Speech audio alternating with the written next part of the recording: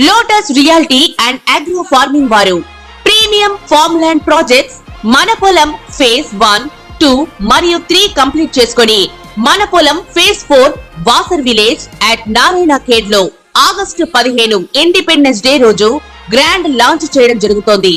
Launching మరియు independence day సందర్భంగా 5 guntas land out rate లో బుక్ చేసుకున్న వారికి 1,50,000 రూపాయల డిస్కౌంట్ తో పాటు 2 గ్రాముల గోల్డ్ ఫ్రీగా ఇస్తున్నారు. పూర్తి వివరాలకు సంప్రదించండి. పితృపక్షాలు మనకి ఈ సెప్టెంబర్ 18 తర్వాత 2024 సంవత్సరం నుంచి పితృపక్షాలు రావడం జరిగింది. మనకి ఈ పితృపక్షాలు అని అనగానే ఏంటంటే పితృదేవతలకి తర్పణాలు, తర్వాత ఈ యొక్క పిండ ప్రధానాలు, శ్రాద్ధ కర్మలు ఇవన్నీ చేయడానికి మంచి అనువైనటువంటి సమయం అన్నమాట. మన పూర్వీకులు ఎవరైతే ఉన్నారో అటువంటి వాళ్ళంతా కూడా మరి వాళ్ళు యాక్సిడెంట్స్లోనో లేకపోతే న్యాచురల్గా చనిపోవడమో ఇలా జరుగుతూ ఉంటుంది. ఇలా జరుగుతున్నప్పుడు కొంతమందికి ఇప్పుడు కరోనా టైంలో వచ్చిందండి.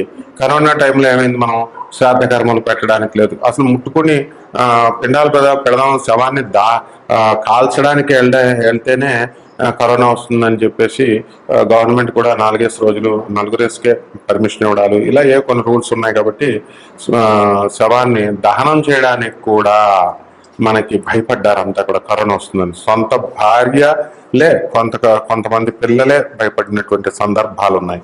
కాబట్టి అటువంటి సమయాల్లో ఈ పితృదేవతలందరూ ఏమవుతారంటే, ఎప్పుడైతే శాస్త్రం చెప్పేదే మనం చెప్తాం, ఎప్పుడైతే ఈ పిండ ప్రధానాలు, ఈ శ్రాద్ధ కర్మలు ఇవన్నీ చెయ్యరో అటువంటి వాళ్ళ పితృదేవతలందరూ కూడా చనిపోయినటువంటి వాళ్ళంతా కూడా నరకానికి వెళ్ళిపోతారు. కాబట్టి వీళ్ళు ఏం చేస్తారు, అరే నేను మీకు జన్మనిచ్చాను, చిన్నప్పటి నుంచి పెంచాము, నడక నేర్పాము, స్కూళ్ళల్లో వేసాము, చదివించావు, ఇప్పుడేమో నువ్వు జాబులు చేసుకుని నీ పిల్లలతో కూలుకుతున్నావు, నువ్వు మమ్మల్ని పట్టించుకోవట్లేదు, నీ సంగతి మేము చూస్తామని చెప్పేసి ఏం చేస్తారంటే వాళ్ళు శపిస్తారనమాట.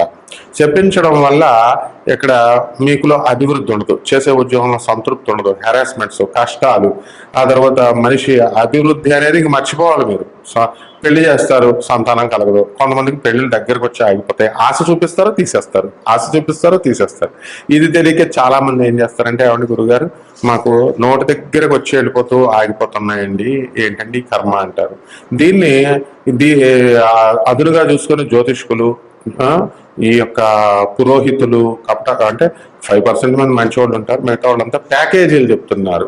కరోనా టైంలో ప్యాకేజీలు చెప్పారు. ఒక శవాన్ని చచ్చిపోతే నాకు తెలిసిన ఒక పంతులు గారు 1 కోటి రూపాయలు సంపాదించానండి నేను అన్నాడు విత్ కరోనా టైంలో. మరి ఈ అంత దారుణంగా ఈ 2 లక్షల ప్యాకేజ్ చచ్చిపోయినప్పటి నుంచి మీరు ఇంకా భోజనాలు ఇవన్నీ కూడా అప్పటి వరకు కూడా అని చెప్పి వాళ్ళు ఈ యొక్క కర్రలు ఇవన్నీ కూడా ప్రతిదీ ప్యాకేజే అనమాట.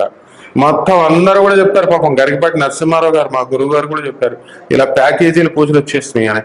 ఇంకొకళ్ళు ఉంటారు, ఇంకొక వర్గం, వీళ్ళు అమెరికాలో ఉంటారు, ఈ సాఫ్ట్వేర్ ఇంజనీర్లు, ఇతర ఉద్యోగాలు చేసేవాళ్ళు. వీళ్ళు ఎవరు చెప్పేది వినరు అనమాట. కొంత వర్గం వాళ్ళు ఏం చేస్తారంటే, ఒక 11 రోజులు నువ్వు ఉండరా నాయన అని పంతులు చెప్తే కృష్ణానది దగ్గర, ఏమండి మేము వెళ్ళిపోవాలండి మాకు డ్యూటీలండి అని చెప్పేసి 11 రోజులు ఏమైనా లఘువులు ఉన్నాయా, లఘువులు అంటే తొందరగా అయిపోవడానికి. దిస్ ఇస్ వాట్ ఎగ్జాక్ట్లీ మా గురుగారు చాగంటి కోటేశ్వరరావు గారు ఆయన పిల్లలు ఎన్ని రకాలు అని దాంట్లో చెప్పారు ఈ వీడియోలో. ఇవన్నీ అనుభవాలతో పెద్దవాళ్ళు చెప్పారు. కాబట్టి ఈ పంతుళ్ళు భయపడుతున్నారు అలాగా అపకర్మలు చేసేవాళ్ళు. అందుకని భయం వేసేసి అయిపోయి చచ్చిపోయిన వాడి మీద 2 లక్షలు పెట్టుకోండి మనమేం పెడతామని చెప్పేసి మానేసేటటువంటి వాళ్ళు ఉన్నారు.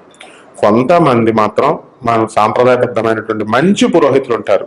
వాళ్ళు ఇదే వృత్తిగా తాతల కాలం నుంచి వచ్చేటటువంటి వాళ్ళు ఎక్కువగా తీసుకోకుండా ఎంత తీసుకోవాలో అంత రీజనబుల్ గా తీసుకొని చేస్తారు. జనాలు కూడా అలాగే ఉన్నారు.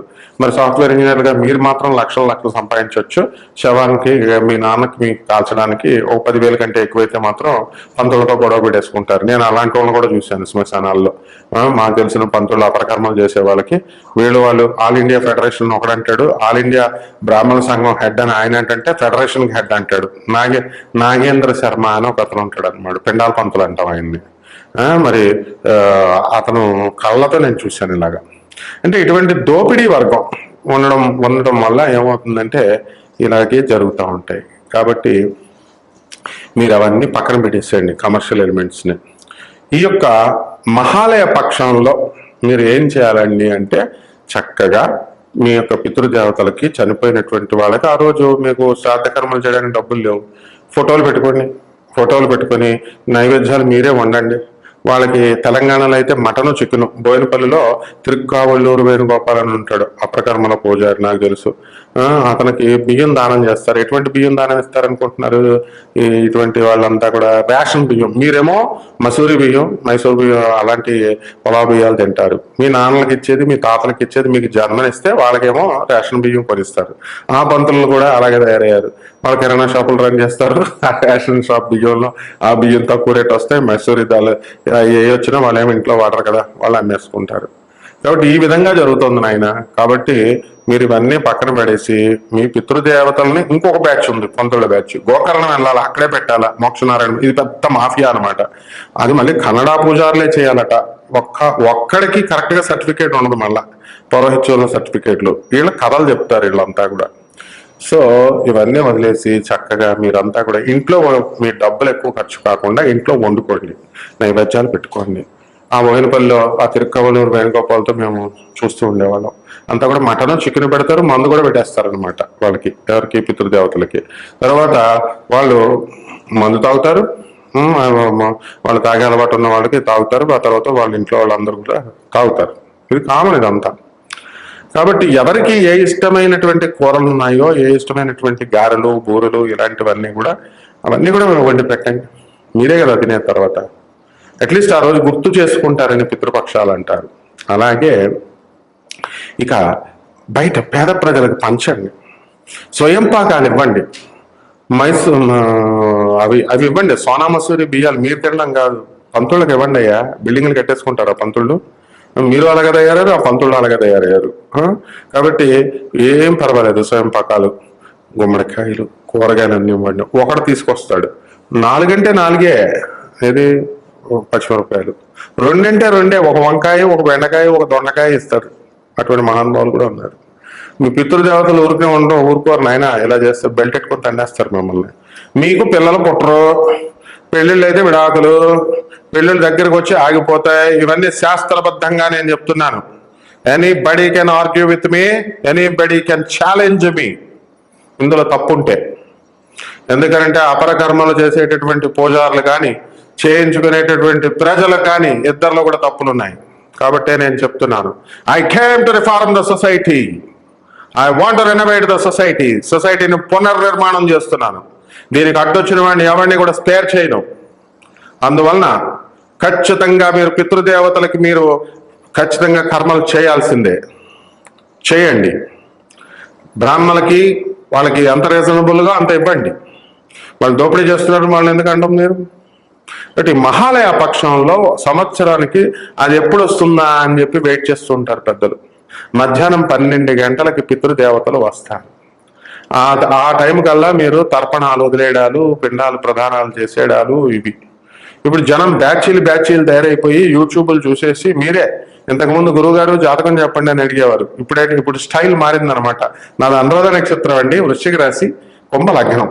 ఏమండి నాకు వేరే రెండో పెళ్ళి అవుతుందండి, వేరే లవర్ వస్తుందండి. ఏంట్రా మీరు అంతా చెప్పేది? జ్యోతిష శాస్త్రం అంటే అంత ఈజీగా అయిపోయిందా? కాబట్టి జాగ్రత్తగా పితృకర్మలు చేసుకోండి. ఏ గోకర్ణాలు వెళ్ళక్కర్లేదు, మీ రూపాయి ఏమో ఆశించరు వాళ్ళు. The inner significance is to make you to remember them. ఎవరైతే మీ పూర్వీకులు ఉన్నారో, మీ యాన్సిస్టర్స్ ఉన్నారు, you are suppose to remember them. You may be a software engineer, you may be a doctor. మరి మీ చదువులవన్నీ ఏముండవు. First of all your a human being. నువ్వు మానవుడివని తెలుసుకుని దాని ప్రకారం మీరు మీ బాధ్యతను నిర్వర్తించాలి. అలా లేకపోతే మీ వంశపారంపర్యంగా నువ్వెలా బాధలు పడుతున్నావో వాళ్ళని ఇచ్చేసి నీ యొక్క నెక్స్ట్ జనరేషన్ కూడా అలాగే చేస్తుంది సుమా అని చెప్పడం కోసమే పితృదేవతలు అలా ప్రవర్తిస్తారు. దేవతలకైనా సరే జాలి ఉంటుందేమో కానీ పితృదేవతలకి జాలి ఉండదు. చాలా స్ట్రిక్ట్ అనమాట. వీడికి లైఫ్ ఇస్తే వీడు మాకు తిండి పెట్టడా, బతుకున్నప్పుడు తిండి పెట్టరు, చచ్చిపోయిన తర్వాత పిండాలు పెట్టరు, మళ్ళీ మిమ్మల్ని మేము పొగడాలి. పండితులు గురువులు అంటే మిమ్మల్ని పొగడాలి, మేము మీకు నచ్చినట్టుగా మేము వీడియోలు చేయాలి. కాబట్టి ఇవేం కుదరవు అనమాట మన దగ్గర. పితృదేవతలకి, యాన్సెస్టర్స్ని యూ హ్యావ్ టు రిమెంబర్.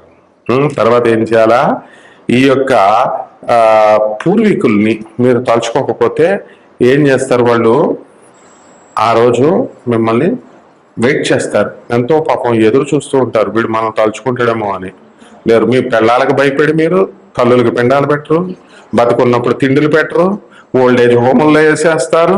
మీరు మాత్రం లక్షల లక్షల రూపాయల సంపాదన కావాలా, మీరు మాత్రం చచ్చిపోతే తండ్రికి 10,000 కంటే ఎక్కువ ఖర్చు పెట్టరు. డెడ్ బాడీ వేస్ట్ అని మీ ఆవిడ చెప్పింది, మీ అత్తగారు చెప్పింది అని పక్కన పడేస్తారు. ఇస్ దిస్ ద అందుకే మేము పాఠాలు చెప్తాము ఒక ప్రొఫెసర్గా మీ అందరికీ. I know how to make you alert. I came to correct you all. కాబట్టి జాగ్రత్తగా ఈ యొక్క పితృపక్షాల్లో మీరు చక్కగా అన్నదానాలు చేయండి మీ తల్లిదండ్రుల పేరు మీద. ఏమండి మేము చేసేస్తామండి దానాలు, మంచి కార్యక్రమాలు, ఏదో జన్మలో ఒకసారి చేసేస్తే సరిపోద్ది అనుకున్నావా? ఎవ్రీ డే అన్నం తినట్లేదా నువ్వు 3 పూట్ల? మంచి పనులు చేయడానికి జీవితంలో ఒకసారి చేశానని, ఒకసారి దానం చేశానని చెప్తావా? Every time you have to do. ప్రతిసారి నువ్వు చేయాల్సిన బాధ్యత నీకుంది. కాబట్టి ఈ దక్షిణాయనంలో ఈ యొక్క ఈ భాద్రపద మాసంలో ముఖ్యంగా ఈ యొక్క పితృపక్షం అని చెప్పుకుంటాం. మరి పౌర్ణమి దగ్గర నుంచి మనకి స్టార్ట్ అవుతుంది పందెం. పౌర్ణమి అయిపోయిన తర్వాత నుంచి అక్కడి నుంచి అమావాస్య వరకు వస్తుంది. అండ్ అమావాస్య రోజున మహాలయ పక్షం, మహాలయ అమావాస్య అంటాం. మనకి 12 అమావాస్యలు, నెలకి ఒక అమావాస్య చొప్పున 12 అమావాస్యలు వస్తే అది మహా అమావాస్యగా మనం చెప్పుకున్నాం. కాబట్టి ఇటువంటి అమావాస్యలో మీరు అందరూ కూడా చక్కగా ఈ యొక్క పితృకర్మలు చేయండి, పితృదోషాల నుంచి వాళ్ళకి విముక్తి కలిగించండి. రౌరవాది నరకాల్లో ఉంటారు మీ పెద్దలంతా కూడా, వాళ్ళని ఎప్పుడు విడుదల చేస్తాడా అని ఎదురు చూస్తూ ఉంటారు. అటువంటి వాళ్ళని విడుదల చేయించండి. మీరు పున్నామ నరకం నుంచి తప్పించండి వాళ్ళని. ఉత్తమ గతులుగా వెళ్ళండి. మీరు కూడా బాగుగా ఉండండి. ఎప్పుడు కూడా గుర్తుపెట్టుకోండి, నీ చదువు, నా స్టేటస్, నా చదువు, నో బిల్డప్స్ ఇవన్నీ కుదరవు. ఎక్కడికక్కడ నీ పైన వాడు ఉంటాడు తొక్కడానికి. ఈజ్ పరమాత్మ, ఈజ్ ఎవర్ యాన్సెస్టర్స్, పితృదేవతలు. కాబట్టి జాగ్రత్తగా పేద ప్రజల పట్ల జాలి ఉండండి. రోజు మంచి కార్యాలు చేయండి, రోజు దానాలు చేయండి. జీవితంలో ఒకసారి కాదు, నెల పెట్టండి. ఒక మహానుభావుడు ఉన్నాడు నాకు తెలిసినటువంటి ఆయన, నెలలా గుమ్మడికాయలు, ఊరగాయలు అవన్నీ ఇస్తా ఉంటాడు. మరి అలా చేయండి, చేస్తే మంచిది. శుభమస్తు. ధనుస్సు రాశి, ఈ ధనుస్సు రాశి వారికి మీకు ఈ నెలంతా కూడా ప్రొఫెసర్ డాక్టర్ ముల్లపూడి సత్యనారాయణమూర్తి నేను మాస్టర్ రాశి ఫలితాలు చెప్తున్నాను. ధనుస్సు రాశి వారికి బ్రాహ్మణులతో విరోధం జరగడానికి అవకాశం ఉంటుంది. మీ గురువుల్ని మీరు ద్వేషిస్తారు. ఎప్పుడు కూడా కాషాయ బట్టలు కనబడితే చాలు, నామాలు పెట్టుకున్న వాడు కనబడితే చాలు, గురుగారు అని చెప్పి కాళ్ళకి నమస్కారాలు పెట్టే మీరు ఇప్పుడు ఈ యొక్క కపట బ్రాహ్మణుల, కపట జ్యోతిష్కుల, కపట మంత్రగాళ్ళకి ఎదురు తిరుగుతారు మీరు అంతా కూడా.